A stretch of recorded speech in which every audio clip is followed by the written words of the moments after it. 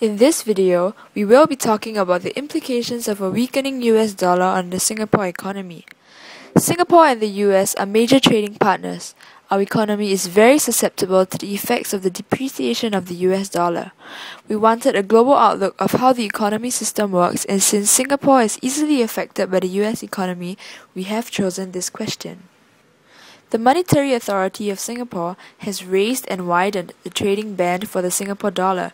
As a result, the Singapore dollar has risen up by 8.6%. This appreciation of the Singapore dollar has thus brought about various impacts to Singapore, such as causing the quantity demanded for Singapore's export to decrease and demand for foreign goods to increase. Locally produced goods will seem more expensive than foreign imports.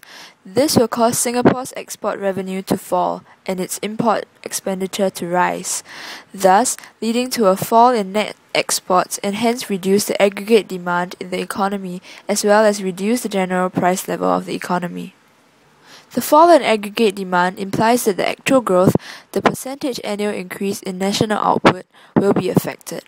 This would hence be detrimental to Singapore's economic growth, which is the sustained increase in a country's productive capacity or its real gross domestic product per capita over a period of time.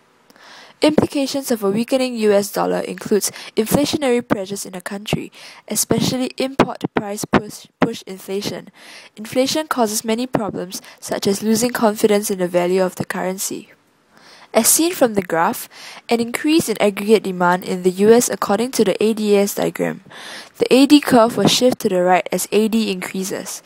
An increase in aggregate demand through the multiplier effect will lead to a multiple rise in general price levels as well as increase in national income. Hence, it may lead to a rise in employment as demand for US goods increase, thus resulting in an increase in production of goods and services. Hence, demand for labor also increases. This potentially lowers the export sales for economies around the world and especially for Asian economies such as Singapore.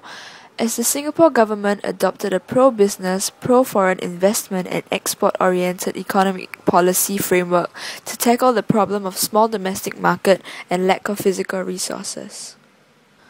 This will deteriorate our balance of payment, BOP, as our import expenditure will rise and export revenue will fall. With a current account deficit, this means that foreign capital is financing some segments of domestic spending. Financing a current account deficit with foreign capital is feasible in the short term, but unsustainable in the long run. Singapore will have to use its own reserves to pay, as happened during the financial crises in 2008 to 2009. With lesser reserves, when Singapore faces economic problems such as inflation, which is the sustained increase in general price level, fewer reserves would mean that we will be hit hard by its effects, as there are lesser reserves to buffer the effects of inflation, thus causing prices to rise continuously.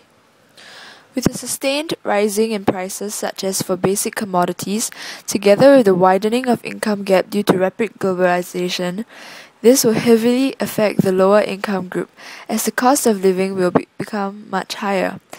Thus, this may affect the non-material aspect of standard of living in Singapore, as stress levels among Singaporeans amplify due to the rising cost of living. As such, this will hamper the growth of Singapore's economy.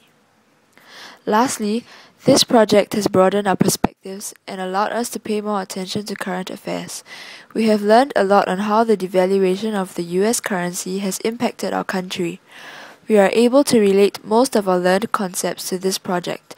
This project offers us a greater understanding than what the textbook per se has.